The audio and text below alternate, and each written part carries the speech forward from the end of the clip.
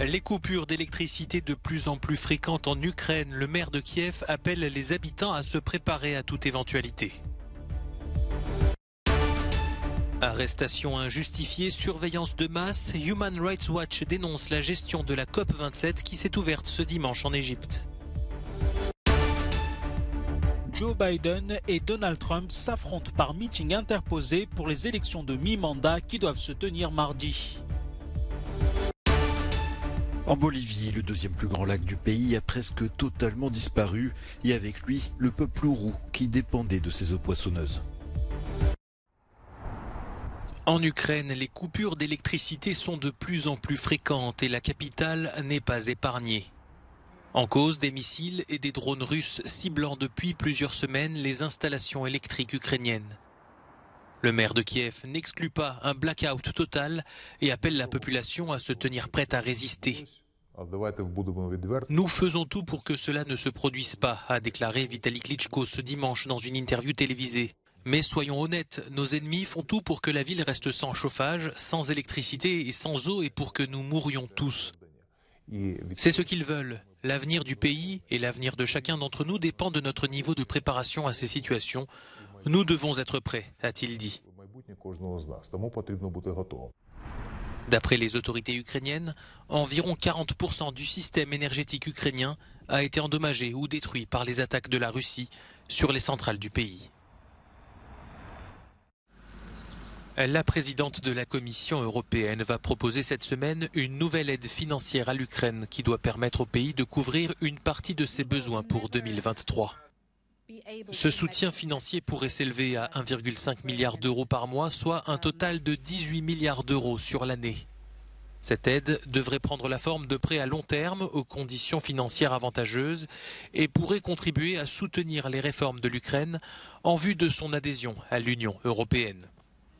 Cette enveloppe devrait être assortie d'un soutien similaire de la part d'autres grands donateurs, selon Ursula von der Leyen, qui a souligné que Bruxelles continuait son aide humanitaire alors que l'Europe entre progressivement dans la période hivernale. Ursula von der Leyen et Volodymyr Zelensky, qui ont échangé par téléphone ce dimanche, ont souligné l'importance de maintenir les sanctions contre la Russie et ont critiqué le rôle joué par l'Iran dans son soutien militaire à Moscou. La question des droits de l'homme s'invite à la COP27 qui se tient cette année en Égypte. L'ONG Human Rights Watch a dénoncé ce dimanche l'arrestation par les autorités ces derniers jours de dizaines de personnes qui avaient appelé à manifester pacifiquement. Pour cette conférence climat, l'Égypte a imposé, selon l'ONG, l'installation de caméras dans tous les taxis de la région.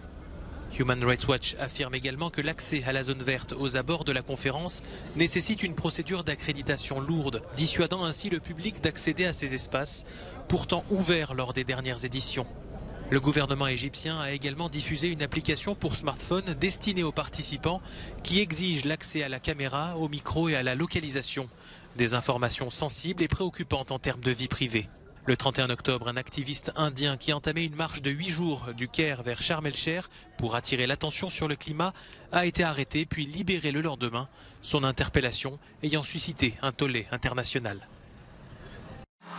À J-1 des élections de mi-mandat, démocrates et républicains tentent de mobiliser leurs troupes. Les Américains sont appelés aux urnes mardi pour renouveler l'ensemble de la Chambre des représentants et un tiers du Sénat. Le président américain Joe Biden et l'ancien président Donald Trump s'affrontent par meeting interposé pour le sprint final. Avec ces négationnistes électoraux, il n'y a que deux issues possibles pour les élections. Soit ils gagnent, soit les élections ont été truquées. Et laissez-moi vous dire quelque chose, vous ne pouvez pas aimer le pays seulement quand vous gagnez. Ce dimanche, l'ancien locataire de la Maison-Blanche était à Miami pour soutenir le sénateur républicain Marco Rubio. Donald Trump laisse de moins en moins de doutes sur sa possible candidature pour 2024. Pour que notre pays soit prospère, sûr et glorieux, je vais probablement devoir recommencer. Donald Trump est bien conscient qu'une victoire des Républicains pourrait lui offrir le tremplin idéal pour une candidature à l'élection présidentielle de 2024. Organisées 2 ans après la présidentielle, les élections américaines de mi-mandat sont souvent vues comme un référendum sur l'occupant de la Maison-Blanche. Humanity One a finalement trouvé un port d'attache. Le navire de l'ONG allemande SOS Humanity a accosté à Catane en Sicile. Le gouvernement italien a autorisé le débarquement de mineurs et d'autres migrants souffrant de problèmes médicaux. Au total, 144 personnes ont débarqué, mais 35 sont restées à bord. Nous sommes tout aussi préoccupés par les conditions des autres migrants, car il y a des retards évidents dans l'attribution des centres d'accueil. C'était déchirant et inhumain de voir les conditions des migrants. C'est pour cette raison que nous demandons que la préfecture, le ministère de l'Intérieur et le gouvernement italien donnent immédiatement une affectation dans les différents centres d'accueil. Près de 900 migrants qui tentaient de rejoindre l'Europe se trouvent actuellement sur 3 navires de secours en mer. Ils ont demandé en vain à pouvoir accoster en Italie. Pour le ministre de l'Intérieur, ceux qui ne sont pas autorisés à débarquer doivent être pris en charge par l'État du pavillon du navire. 24 heures avant les élections américaines de mi-mandat, les craintes de désinformation sur Twitter s'intensifient. En cause, la modification du système de certification. Jusqu'ici, le système permettait de déterminer si les comptes dont les utilisateurs obtenaient des informations étaient authentiques et qu'il n'y avait pas d'usurpation d'identité. Demain, il suffira de payer 8 $ par mois et votre compte obtiendra la fameuse petite coche bleue, gage d'authenticité. C'est l'une des transformations annoncées depuis le rachat de Twitter par Elon Musk il y a à peine 2 semaines. Une initiative qui suscite la controverse car de nombreux utilisateurs pourraient se faire passer pour des personnalités publiques et envoyer de fausses informations. Elon Musk a beau promettre que le réseau social ne deviendra pas invivable, il ne rassure pas. Résultat, de grandes entreprises comme le constructeur automobile américain General Motors a retiré temporairement ses publicités sur Twitter et une coalition d'une 60aine d'associations a appelé les annonceurs à boycotter la plateforme tant qu'elle ne se sera pas engagée à être un lieu sûr. Vendredi, le réseau social a licencié environ la moitié de ses 7500 employés. On compte par ailleurs 15% de départ dans les équipes de modération des contenus.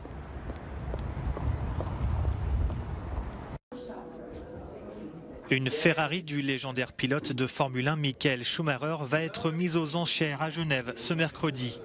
Avec ce bolide, le pilote allemand a écrit l'une des pages les plus importantes de la discipline, remportant le 6e de ses 7 titres de champion du monde et battant ainsi le record du pilote argentin Juan Manuel Fangio. Cette voiture a été introduite au Grand Prix d'Espagne en 2003 et cette voiture a gagné 5 courses avec comme pilote Michael Schumacher qui l'a aidé à gagner son 6e titre de champion du monde.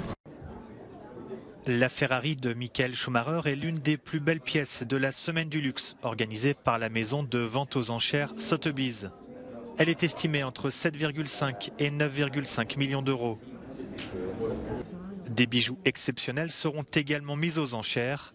Un diamant bleu très rare estimé entre 10 et 15 millions d'euros et un bracelet ayant appartenu à l'impératrice Eugénie. Une immense plaine désertique sur des dizaines de kilomètres.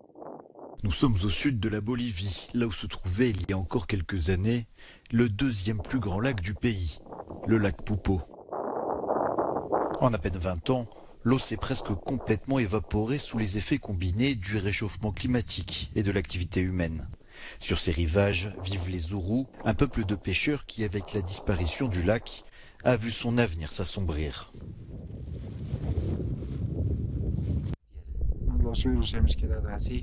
Les Zurus ont été laissés comme ça, sans territoire. Nous avions confiance dans le lac. Nos parents avaient confiance dans le lac, qu'il serait permanent. Et ça n'a pas été le cas. Tout d'un coup, le lac s'est asséché et nous a laissés sans travail. Nous sommes orphelins, sans travail, sans source de travail. Où aller ? Où sortir pour travailler? Nous sommes obligés de travailler de force en apprenant la maçonnerie, en travaillant à la journée, en faisant paître le bétail pour d'autres personnes. Difficile de savoir combien d'Ourous restent dans la région, quelques centaines certainement. Nombre de jeunes hommes sont partis travailler dans les mines ou dans le bâtiment. Alors, qu'adviendra-t-il de ce peuple dans les années à venir? L'État bolivien tente de leur attribuer de nouvelles terres pour repartir à zéro, mais elles ne seraient pas fertiles selon les Zurus.